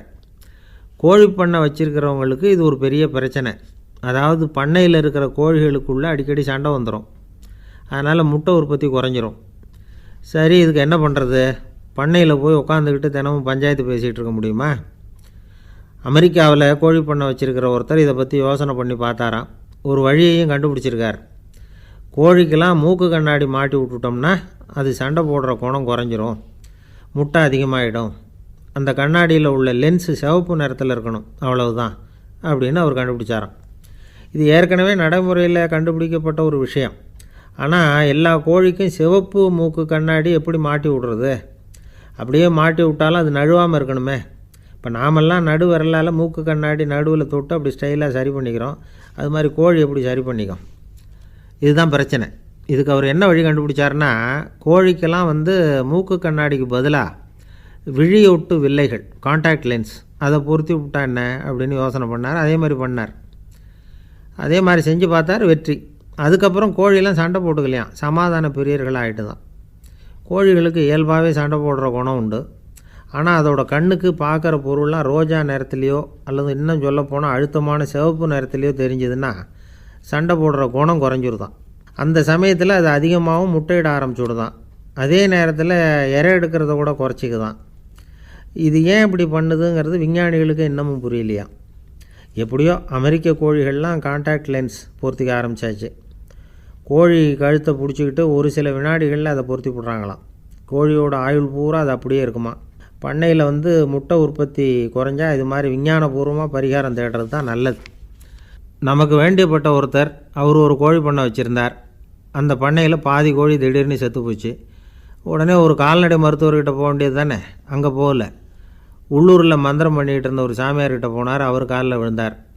சாமி, என் பண்ணையில் பாதி கோழி செத்து போட்டுதுன்னார். சாமியார் யோசனை பண்ணார். சரி, பண்ணையில் வாசப்படி கிழக்கு பக்கமாக வச்சுருக்கியா மேற்கு பக்கமாக வச்சுருக்கியான்னு கேட்டார். கிழக்கு பக்கமாக இருக்குன்னார் அவர். அதுதான் தப்பு, மேற்கு பக்கமாக அதை மாற்று சரியாக போடும்னாராம். அதே போல் இவர் போய் மாற்றிவிட்டார். அப்பவும் பாதி செத்து போச்சு. மறுபடியும் சொன்னார், சாமி மறுபடியும் பாதி கோழி செத்து போட்டுதேன்னார். சரி, கூரை எப்படி போட்டிருக்க, ஓடு போட்டிருக்கியா இல்லை கீத்து போட்டிருக்கியான்னார். ஓடு போட்டிருக்கேன்னாராம் அவர். அதுதான் தப்பு, கீத்து போட்டுரும் சரியாக போடும்னாராம். சரின்னு போய் அதையும் மாற்றி பார்த்தார். மறுபடியும் போயிட்டுது, கோழி செத்து போச்சு. வந்தார். மறுபடியும் பாதி செத்து போச்சு சாமின்னு வந்தார். இவரும் யோசனையை மாற்றி மாற்றி சொல்லிகிட்டே இருக்கிறார். இப்படி அவரும் மாற்றி மாற்றி பார்த்தார். 6வது தடவையாக அவரை தேடிட்டு வந்தார். அந்த சமயத்தில் இவர் ரொம்ப தீவிரமாக யோசனை பண்ணி பார்த்துட்டு, அது சரிப்பா, நீயும் என்கிட்ட சளைக்காமல் வந்துக்கிட்டு இருக்கிற, நானும் யோசனை சொல்லிகிட்டு இருக்கேன். இப்போவும் உங்ககிட்ட சொல்கிறதுக்கு என்கிட்ட யோசனை நிறையா இருக்குது. ஆனால் சோதிக்கிறதுக்கு உங்ககிட்ட கோழி இல்லையே, என்ன பண்ணுறது அப்படின்னாராம் இவர். ஒரு தெருவில் சில சிறுவர்கள் விளையாடிக்கிட்டு இருந்தாங்க. ஏதோ ஒரு உயரமான கல்லை நடுத்தெருவில் வச்சு அதை சுற்றி சுற்றி ஓடி வந்துக்கிட்டு இருக்கிறாங்க. அது என்ன விளையாட்டோ அவங்களுக்கு தான் தெரியும். கொஞ்ச நேரம் அப்படி விளையாடிக்கிட்டு இருந்தவங்க விளையாடி முடித்ததும் அந்த கல்லை நடுத்தெருவில் அப்படியே விட்டுவிட்டு அவங்கவுங்க வீட்டுக்கு ஓடி போட்டாங்க. அதுக்கப்புறம் அந்த வழியாக 2 பெண்கள் பேசிக்கிட்டே வந்தாங்க. பேச்சு சுவாரஸ்யத்தில் நடுத்தெருவில் இருந்த அந்த கல்லை கவனிக்கலை. காலில் இடிச்சுட்டுது, லேசாக ரத்தம் வந்துட்டுது, வலி தாங்கலை. காலில் இடிச்சுக்கிட்ட பொண்ணு திட்ட ஆரம்பிச்சுட்டுது. வர வர ஊர் உலகம் ரொம்ப கெட்டு போச்சு, யாருக்கும் பொறுப்பே கிடையாது பாரு, இப்படி நடுத்தருவில் பொறுப்பு இல்லாமல் இப்படி கல்லை போட்டு வச்சுருக்குறாங்களே, இது நியாயமா அப்படின்னு சொல்லி இந்த சமூகத்தை கடுமையாக விமர்சனம் பண்ணிக்கிட்டு அவங்க போயிட்டாங்க. கொஞ்ச நேரம் கழித்து ஒரு வாலிபன் அந்த வழியாக வந்தான். அந்த கல்லை பார்த்தான், நின்னான். ஒரு நிமிஷம் யோசனை பண்ணான். என்ன பண்ணலாம்னு பார்த்தான். தன்னுடைய வீரத்தையும் பலத்தையும் காட்டணும்னு நினச்சான். பின்னாடி போனான். அப்புறம் வேகமாக ஓடி ஒரு சின்ன ஹை ஜம்ப் அப்படியே துள்ளி குதித்தான். துள்ளி குதித்து தாண்டி அந்த பக்கமாக போய் விழுந்தான். அப்படியே விசில் அடிச்சுக்கிட்டு அவன் பாட்டுக்கு நடந்து போகிறான். அடுத்தபடியாக ஒரு காதல் ஜோடி அந்த வழியாக வந்தது. நடுத்தெருவில் கண்ணில் பட்டது. அவங்க 2 பேரும் ரொம்ப நெருக்கமாக சேர்ந்து வந்துக்கிட்டு இருக்கிறாங்க. நடுவில் கல் இருக்கிறதுனால கொஞ்ச நேரம் 2 பேரும் விலகி மறுபடியும் இந்த பக்கம் சேர்ந்து போகணும். கொஞ்ச நேரம் நாம் பிரிய வேண்டி இருக்குதே அப்படின்னு வருத்தத்தோடு முணுமுணுத்துக்கிட்டே இந்த பக்கம் வந்தாங்க. அதுக்கப்புறம் வழக்கம் போல் சேர்ந்து அவங்க பாட்டுக்கு எதிர்காலத்தை பற்றி கற்பனை பண்ணிக்கிட்டே போயிட்டாங்க. கடைசியாக அந்த வழியாக பார்வை இல்லாத ஒருத்தர் வந்துக்கிட்டு இருக்கார். அவர் கையில் வழக்கமாக வச்சிருக்கிற அந்த ஊன்றுகோல், கையில் இருக்கிற அந்த ஊன்றுகோலால் தனக்கு முன்னாடி அப்படியும் இப்படியும் அப்படியே தட்டிக்கிட்டு பார்த்துக்கிட்டே அவர் மெதுவாக நடந்து வந்துக்கிட்டு இருக்கிறார்.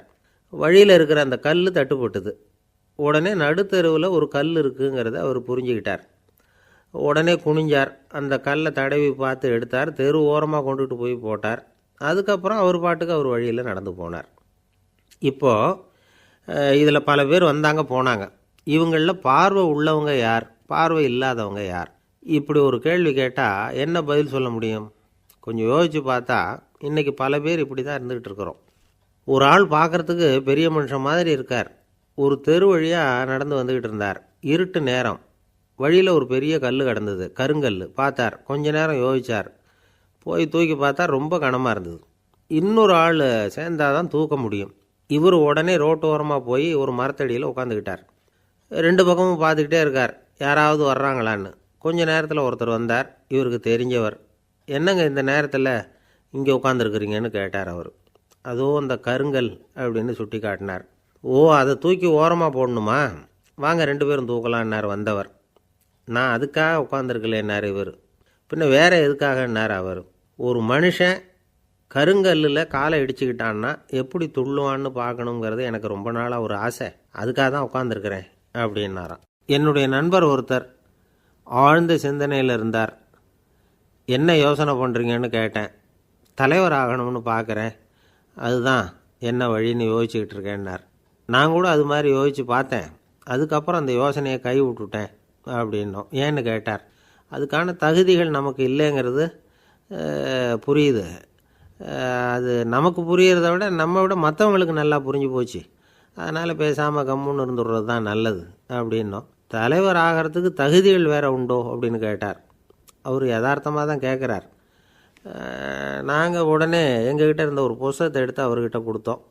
படித்து பாருங்கன்னு. தலைவர் ஆகிறதுக்கு என்ன வழி அப்படிங்கிறத பற்றி அதில் போட்டிருக்கிறாங்க. முதல் வழி என்ன தெரியுமா? ஒரு 4 பேர் முன்னாடி இல்லைன்னா ஒரு கூட்டத்துக்கு முன்னாடி நீங்கள் பேச போகிறீங்க. அப்போ எப்படி ஆரம்பிக்கணும்னா, உண்மையான புகழ்ச்சி, நேர்மையான பாராட்டு, இதோடு ஆரம்பிக்கணும். எடுத்ததுமே அது சரியில்லை இது சரியில்லைன்னு பேசிகிட்டு இருக்கக்கூடாது.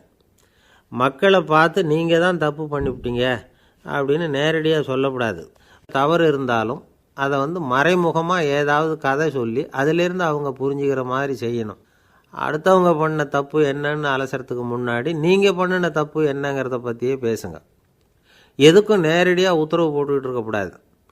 இதை நீங்கள் செய்யணும் அப்படின்னு சொல்கிறதுக்கு பதிலாக நீங்கள் இப்படி செஞ்சால் எப்படி இருக்கும் அப்படின்னு கேள்வி மாதிரி கேட்கணுமா. இப்படி கேட்டால் அது உத்தரவு மாதிரி தெரியாதான். அடுத்தவங்க மரியாதையை காப்பாற்றுறது மாதிரி பேசணுமா. உங்கள் பேச்சு இன்னொருத்தரை அவமானப்படுத்துறது மாதிரி இருக்கக்கூடாதான். ஏண்டா இவங்கிட்ட போய் மாட்டிக்கிட்டோம்னு யாரும் நினச்சிடக்கூடாது. ஒவ்வொரு சின்ன வளர்ச்சியையும் பாராட்டணும். வெற்றி சாதாரணமாக இருந்தாலும் பாராட்டாமல் இருந்துடக்கூடாது. பாராட்டும் பொழுது தாராளமாக இருக்கணும். குறை சொல்லும் பொழுது கவனமாக இருக்கணும். வாய்க்கு வந்தபடி பேசிவிட்டால் அதுக்கப்புறம் வகையாக மாட்டிக்கிட்டு முழிக்க வேண்டியிருக்கும். நீங்கள் பேசுகிறது இன்னொருத்தருக்கு ஒரு கௌரவத்தையும் மரியாதையும் உண்டு பண்ணுறது மாதிரி இருக்கணும். நீங்கள் பேசுகிறது அடுத்தவங்களுக்கு இருக்கிற கொஞ்ச நெஞ்ச மரியாதையும் எடுத்து விடுறது மாதிரி இருக்கக்கூடாது. உங்கள் பேச்சை கேட்டால் கேட்குறவங்களுக்கு ஒரு ஊக்கம் வரணும், உற்சாகம் வரணும். தவறு எதுவாக இருந்தாலும் அதை சுலபமாக திருத்திக்கலாம், சரி பண்ணிக்கலாங்கிறது மாதிரி இருக்கணும் உங்கள் பேச்சு. அடுத்தவங்களை சந்தோஷப்படுத்துங்க. உங்கள் யோசனையை கேட்டு நடந்துக்கிறதுனால அந்த சந்தோஷம் அவங்களுக்கு கிடைக்கணும். இந்த தகுதியெல்லாம் உங்ககிட்ட இருந்தால் நீங்கள் ஒரு சிறந்த தலைவராகலாம் அப்படின்னு அந்த புஸ்தகத்தில் போட்டிருக்குது. இந்த காலத்தில் தலைவர் ஆகிறதுக்கு வேறு சில தகுதிகள்லாம் கூட தேவைப்படுது. ஒரு புள்ள தன்னுடைய அப்பா கிட்ட, அப்பா உன்ன மாதிரியே நானும் அரசியலில் சேரணும், தலைவர் ஆகணும்னு ஆசைப்படுறேன். இன்னையிலேருந்து எனக்கு அரசியல் பாடம் கற்றுக் கொடு அப்படின்னு கேட்டிருக்கான். அவரும் சரின்னு சொல்லிவிட்டு ஒரு பெரிய ஏணியை எடுத்துகிட்டு வந்தாராம். ஒரு செவுத்தில் சாத்தினார். இந்த ஏணியில் ஏறி உயர போய் அங்கே பரன் மேலே இருக்கிற ஒரு புத்தகத்தை எடுத்துகிட்டு வாடான்னு இருக்கார். மகனை பார்த்து, அப்பா ஏணி ரொம்ப உயரமாக இருக்குது, நீ ஜாக்கிரதையாக இதை பிடிச்சிக்கோ, நான் ஏறி போகிறேன் அப்படின்னு. நான் பையன் பயப்படாத, நான் பார்த்துக்கிறேன்னார் அப்பா. பையன் ஏணியில் ஏறினா உச்சிக்கு போனதும் அப்பா கையை எடுத்துட்டார். ஏணி அப்படியே சரிஞ்சுட்டுது. பையன் பொத்துன்னு கீழே விழுந்துட்டான். இடுப்பை பிடிச்சிக்கிட்டே எழுந்திரிச்சான். என்னப்பா இது, இப்படி என்னை ஏற விட்டுட்டு கையை விட்டுட்டியே, இப்படி கை விடலாமா அப்படின்னு கத்தியிருக்கான். அப்பா நிதானமாக சொன்னாராம், அவசரப்படாதேப்பா, அரசியலில் இதுதான் முதல் பாடம். பெத்த அப்பனாக இருந்தாலும் அவனை நம்பாதே அப்படின்னு உபதேசம் பண்ண. அன்பாக இருக்கணும்னு அநேக பெரியவங்க சொல்லியிருக்கிறாங்க. நாமளும் அதை கேட்டுவிட்டு அன்பு காட்டுறதுக்கு தயாராக தான் இருக்கிறோம். அதை வாங்கிறதுக்கு தான் ஆளை காணும். இருந்தாலும் அன்பில் எத்தனையோ வகை உண்டு. அதை சரியாக புரிஞ்சுக்கிட்டு அதுக்கப்புறம் அன்பு காட்ட ஆரம்பிக்கணும். வகையை புரிஞ்சிக்காமல் அன்பு காட்டினா வம்புல மாட்டிக்க வேண்டியது தான். அன்புன்னா சாதாரணமாக நினச்சி விடாதீங்க. அதில் எவ்வளவு விதம் தெரியுமா? இரக்கம், கருணை, காருண்யம், பந்துத்துவம், பட்சம், பாசம், நேசம், விசுவாசம், அபிமானம், காதல், பக்தி, இப்படி பல விதமாக அதை பற்றி சொல்லி வச்சிருக்கிறாங்க பெரியவங்க. இந்த வார்த்தைகள்லாம் நாம் கேள்விப்பட்டது தான். இருந்தாலும் அதுகளுக்குள்ள என்ன வித்தியாசம்னு கேட்டால் சரியாக சொல்ல தெரியாது. அதனால் இந்த வார்த்தைகளுக்கெல்லாம் பெரியவங்க என்ன விளக்கம் சொல்கிறாங்கன்னு இப்போ பார்க்கலாம். எளியவர்கள் மேலே செலுத்துகிற அன்பு இருக்கு பாருங்க, அதுக்கு இரக்கம்னு பேர். அறிவு பலம், சரீர பலம், இது ரெண்டும் இல்லாதவங்க மேலே, அதாவது வலிமையற்றவர்கள் மேலே செலுத்துகிற அன்பு இருக்கு பாருங்க, அதுதான் கருணை. எறும்புலேருந்து யானை வரைக்கும் சகல ஜீவராசிகள் மேலேயும் காட்டுற அன்புக்கு காருண்யம்னு பேர், ஜீவகாருண்யம். சிவி சக்கரவர்த்தி காட்டின அன்பு இந்த ரகம். உறவினர்கள், சொந்தக்காரங்க, அவங்க வசதியாக இருந்தாலும் வறுமையில் இருந்தாலும் வித்தியாசம் இல்லாமல் காட்டுற அன்பு இருக்கு பாருங்க, அதுக்கு பேர் பந்துத்துவம். ஒரு எஜமானன் வேலையாள்கிட்ட காட்டுற அன்பு இருக்கு பாருங்க, அதுக்கு பேர் தான் பட்சம். அவனும் தன்னை மாதிரி மனுஷன்தாங்கிற நினப்பு வேணும். ஒரு தாய் தன்னுடைய குழந்தை மேலே, ஒரு குழந்தை தன்னுடைய தாய் மேலே செலுத்துகிற அன்புக்கு பாசம்னு பேர். ஈருடல் ஓர் உயிர்னு நினைக்கிறது இது. ராமரும் கௌசலையும் இதுக்கு உதாரணம். தம்மை ஒத்த நண்பர்கள் கிட்ட செலுத்துற அன்புக்கு நேசம்னு பேரு.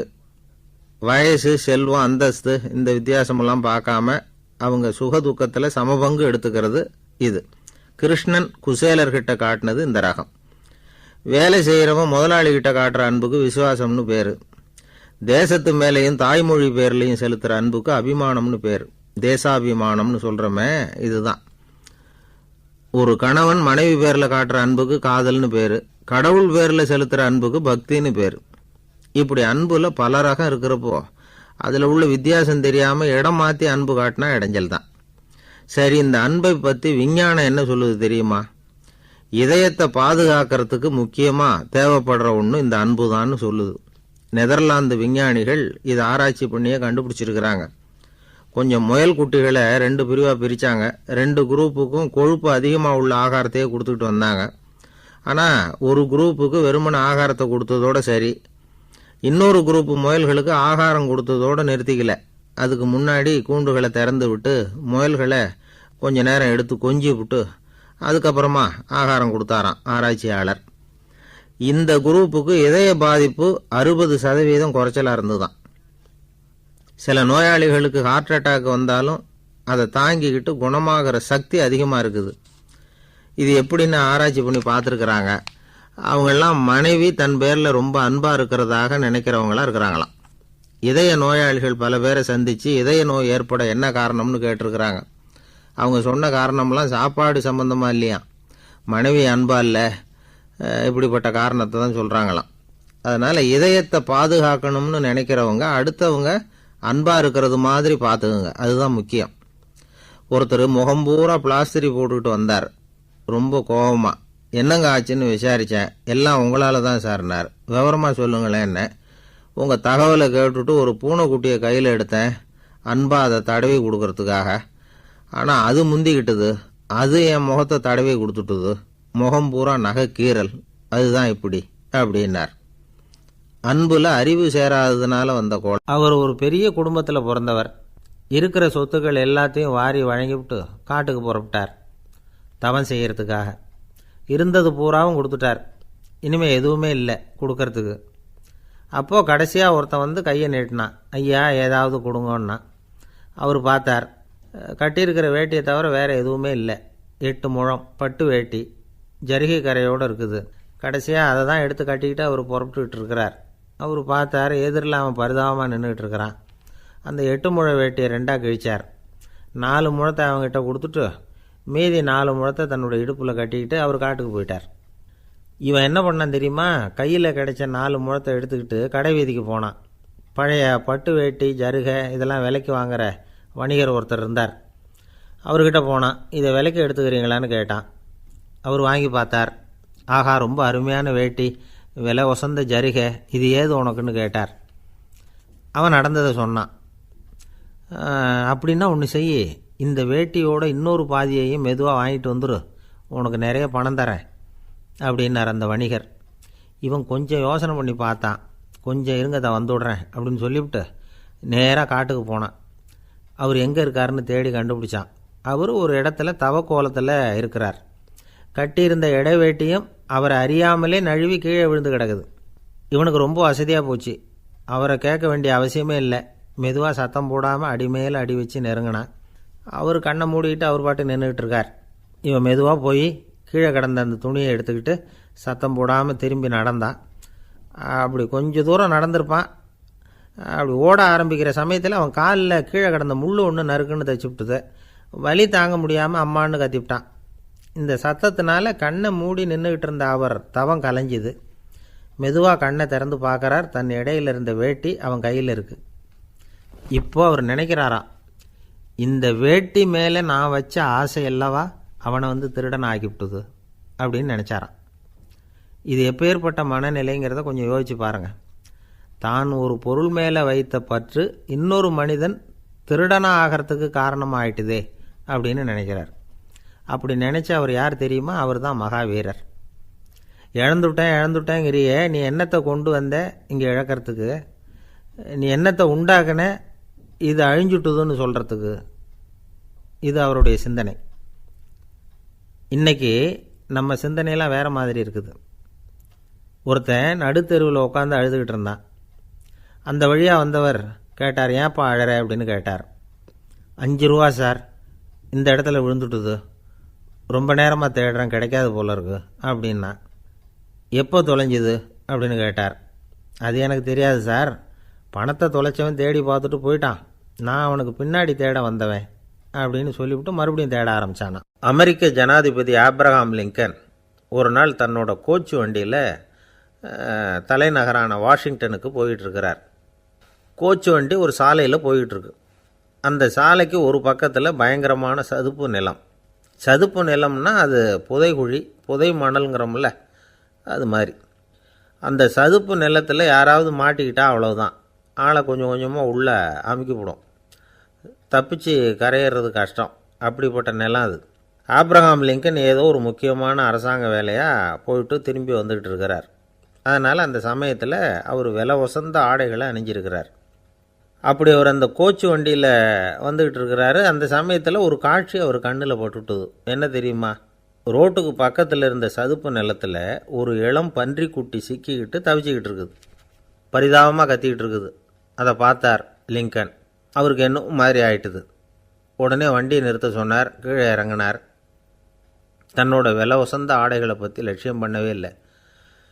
தனக்கே ஆபத்து வரலாம்ங்கிறத பற்றியும் கவலைப்படலை. தான் ஒரு குடியரசுத் தலைவருங்கிறத பற்றியும் அவர் நினச்சி பார்க்கல. நேராக அந்த சதுப்பு நிலம் பக்கமாக போனார். அந்த சேத்துல இறங்கி பன்றிக்குட்டியை காப்பாற்றி கரைக்கு கொண்டுட்டு வந்து சேர்த்துட்டார். அதுக்கப்புறம் நிம்மதியாக கோச்சு வண்டியில் ஏறி வெள்ள மாளிகைக்கு வந்து சேர்ந்தார். ட்ரெஸ்ஸு, உடம்பு பூரா சேறு சகதி. பார்க்குறவங்களுக்கெல்லாம் ஆச்சரியமாக போச்சு. அவங்களுக்கு ஒன்றும் புரியல. இவர் நேராக ட்ரெஸ்ஸு மாற்றிக்கிறதுக்காக போனார். கோச்சு வண்டி ஓட்டிகிட்டு வந்தவங்கிட்ட போய் எல்லோரும் கேட்டாங்க, என்ன ஆச்சு அப்படின்னு. அவர் வர்ற வழியில் நடந்த விவரத்தை சொன்னார். ஆப்ரஹாம் லிங்கனுடைய இந்த இறக்க குணத்தை எல்லாரும் பாராட்டினாங்களாம், புகழ்ந்தாங்களாம். ஆனால் இதுக்கு லிங்கன் என்ன பதில் சொன்னார் தெரியுமா? தயவு பண்ணி இந்த புகழ்ச்சியான பேச்சையெல்லாம் ஒதுக்குங்க, அதெல்லாம் வேணாம். அந்த சின்ன பிராணி சகதியில் மாட்டிக்கிட்டு துடிச்சிக்கிட்டு இருந்தது, அதை பார்த்தேன். உடனே என்னுடைய இதயத்தில் ஒரு முள் தைச்சது மாதிரி ஒரு உணர்வு. அந்த முள்ளை பிடுங்கி எறிஞ்சேன், அவ்வளவுதான். உண்மையில் அந்த பிராணிக்கு நான் உதவினேங்கிறத விட எனக்கு ஏற்பட்ட இன்னலை போக்கிட்டேன் அப்படிங்கிறது தான் உண்மை. அதுதான் பொருத்தம். அப்படி இருக்கிறப்போ இதில் புகழறதுக்கு என்ன இருக்குது அப்படின்னாராம் ஆப்ரஹாம் லிங்கன். எவ்வளவு யதார்த்தமான வார்த்தைகள் பாருங்கள். இந்த காலத்தில் நம்மளையும் பல பேர் அப்படி உண்டு. நீச்சல் தெரியாத ஒரு ஆள் தண்ணியில் இறங்கிட்டான். தண்ணி ஆழங்கிறது அப்புறமா தான் தெரிஞ்சுது. தத்தளிக்க ஆரம்பிச்சுட்டான். வாழ்னு கத்துறான். கரையில் நின்றுக்கிட்டு இருந்த ஒருத்தர் இதை பார்த்தார். உடனே அவருக்கு இதயத்தில் முள் தைச்சது மாதிரி ஒரு உணர்வு. உடனே குபீர்னு தண்ணியில் பாய்ஞ்சார். அவரை காப்பாற்றி கரைக்கு கொண்டுட்டு வந்து சேர்த்தார். இதை பார்த்துக்கிட்டு இருந்த இன்னொருத்தர் காப்பாற்றின அந்த ஆளை பாராட்டி புகழ்ந்தார். என்ன புகழாதீங்க சார் அப்படின்னார் அவர். ஏன்னு கேட்டார் இவர். நான் அந்த ஆளை ஏன் காப்பாற்றினேன் தெரியுமா? அவன் நேற்றுக்கு என்கிட்ட 300 ரூபா கடன் வாங்கியிருக்கிறான். இவன் தண்ணியில் போட்டான்னா நான் கொடுத்த கடனும் தண்ணியில் போடும், அதனால தான் விழுந்து காப்பாற்றினேன் அப்படின்னா அந்த ஆள். ஒருத்தர் ரொம்ப அவசரமாக போய்கிட்டு இருந்தார். எங்கே சார் போகிறீங்கன்னு கேட்டோம். எனக்கு வேண்டியப்பட்ட ஒருத்தருக்கு குழந்தை பிறந்திருக்கிறதாக செய்தி வந்திருக்கு, அதுதான் ஆஸ்பத்திரிக்கு போயிட்டுருக்கேன், பார்த்துட்டு வரலாம்னு அப்படின்னார். அப்படின்னா கொஞ்சம் இப்படி உட்காருங்க அப்படின்னோம். சில விவரமெல்லாம் சொல்கிறேன், கேட்டுக்கிட்டு போங்க அப்படின்னோம். உட்காந்தார். அப்புறம் சொல்ல ஆரம்பித்தோம். புதுசாக பிறந்திருக்கிற ஒரு குழந்தைய பார்க்க போகிறதுன்னா அது சாதாரண விஷயம் இல்லை. அதில் ரொம்பவும் கவனமாக நடந்துக்கணும். புது குழந்தைக்கு நோய் சுலபமாக தொற்றும். முக்கியமாக காற்று மூலமாக பரவுகிற நோய்கள் சுலபமாக வந்துடும். அதனால் நமக்கு உடம்பு சரியில்லைன்னா குழந்தைய விட்டு கொஞ்சம் தள்ளியே இருக்கிறது தான் நல்லது. பெரியவங்களை பொறுத்த வரைக்கும் சாதாரணமாக உள்ள ஒரு கிருமி கூட குழந்தையை பொறுத்த வரைக்கும் ரொம்ப மோசமான ஒரு கிருமியாக இருக்கும். சில வெளிநாடுகளில் எப்படி தெரியுமா? பிறந்த குழந்தை தூங்கிக்கிட்டு இருக்கிற ஒரு ரூமுக்கு போகணும்னா போகிறவங்க முகமூடி போட்டுக்கணும், காலணிகளை மாற்றிக்கணும், அவ்வளவு சுத்தமாக உள்ளே போய் பார்த்துட்டு வரணும். பொதுவாக சில ஆஸ்பத்திரிகளில் பார்த்திங்கன்னா பார்வையாளர்கள் நேரத்தில் விசிட்டிங் ஹவர்ஸ் தாயை விட்டு குழந்தைய தனியாக பிரித்து வச்சுருவாங்க. எதுக்குன்னு நினைக்கிறீங்க? அந்த நேரம் பல பேர் வருவாங்க போவாங்க. அவங்க கை கால் சுத்தமாக இருக்காது. சுத்தம் இல்லாத கைகள் மூலமாக கிருமிகள் பரவும். சுத்தமில்லாத கைன்னா மண்ணு தூசி படிஞ்சிருக்கிற கை மட்டும் தான் அர்த்தம் இல்லை. சாலையில் கையை வீசிக்கிட்டு நடந்து வர்றீங்க, குழந்தைய பொறுத்த வரைக்கும் அது கூட சுத்தம் இல்லாத கை தான். தாயை தவிர மற்றவங்க குழந்தைய தூக்காமல் பார்த்துக்கிறது நல்லது. தாய் கூட அளவோடு கொஞ்சிறதோடு நிறுத்திக்கணும். புதுசாக ஒரு குழந்தைய பெற்றுருக்கிற பொண்ணுக்கிட்ட மற்ற தாய்மார்கள் ஏதாவது சொல்லிக்கிட்டே இருப்பாங்க. குழந்தைய அப்படி வளர்க்கணும் இப்படி வளர்க்கணும் அப்படின்னு ஏதாவது அட்வைஸ் பண்ணிக்கிட்டே இருப்பாங்க. இப்படி ஓவராக அறிவுரை பண்ணுறது அந்த பொண்ணை குழப்பி விட்டுரும். அதனால் அப்படிலாம் பண்ணக்கூடாது. அந்த பெண்ணே ஏதாவது கேட்டால் கூட டாக்டர் சொல்ல வேண்டிய விவரங்களையெல்லாம் நாமே சொல்லிகிட்டு இருக்கக்கூடாது. புதுசாக பிறந்திருக்கிற குழந்தைய மட்டும்தான் இப்படி பார்க்கணும்னு இல்லை. ஒரு நோயாளி குழந்தைய பார்க்க போகிறதுனா கூட ரொம்ப எச்சரிக்கையாக தான் நடந்துக்கணும். ஒரு தின்பண்டமோ விளையாட்டு சாமானோ அந்த குழந்தைக்கு நாம் வாங்கிட்டு போகிறதா வச்சுக்குவோம். அதை நேராக கொண்டுகிட்டு போய் அந்த குழந்தைகிட்டே கொடுக்கக்கூடாது. அதோட அப்பா அம்மாக்கிட்ட ரகசியமாக கொடுக்கலாம். அவங்க முடிவு பண்ணட்டும் குழந்தைகிட்ட அதை கொடுக்கலாமா வேண்டாமாங்கிறத. அவங்களுக்கு தான் தெரியும் அதோட மனசும் உடம்பும். உங்கள் அக்கறையை காட்டுறதா நினச்சிக்கிட்டு குழந்தை வாயில் எதையும் கொண்டுட்டு போய் போடாதீங்க. போகிறப்போ உங்கள் வீட்டு குழந்தையும் அழைச்சிட்டு போகாதீங்க. இது நோயை வாங்கிட்டு வந்துடும், அல்லது புதுசாக ஒரு நோயை அதுக்கிட்ட கொடுத்துட்டு வந்துடும். என்னதான் உங்களுக்கு பழக்கமான குழந்தையாக இருந்தால் கூட அதுக்கு விருப்பம் இல்லைன்னா பேசக்கூடாது. அங்கே போய் அவங்க பள்ளிக்கூடத்தை ஞாபகப்படுத்திகிட்டு இருக்கக்கூடாது. நோயில் இருக்கிறப்ப ஸ்கூலை பற்றி பேச அது விரும்பாது. ஆஸ்பத்திரியை விட்டு வெளியில் புறப்படுறப்போ குழந்தைகிட்ட சொல்லணும்னு அவசியம் இல்லை. அதோட அப்பா அம்மா கிட்ட சொல்லிவிட்டு புறப்பட்டா போதும். குழந்தை கோபிச்சிக்காது. சமூக சம்பிரதாயத்தை பற்றி அது கவலைப்படுறதில்லை. இப்படி எல்லா விவரமும் நம்ம எதிரில் உட்காந்துருந்தவங்ககிட்ட சொல்லி முடித்தோம். ரொம்ப நன்றி சார் அப்படின்னு சொல்லிவிட்டு அவர் புறப்பட்டார். குழந்தைங்க கொஞ்சம் வளர்கிற வரைக்கும் தான் நாம் எச்சரிக்கையாக இருக்கணும்னு இல்லை, வளர்ந்த பிறகு இன்னும் எச்சரிக்கையாக இருக்கணும்.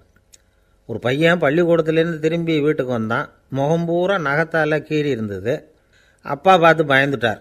யாருடா உன்னை இப்படி பண்ணது அப்படின்னார். என் கூட படிக்கிற இன்னொரு பையன்னா.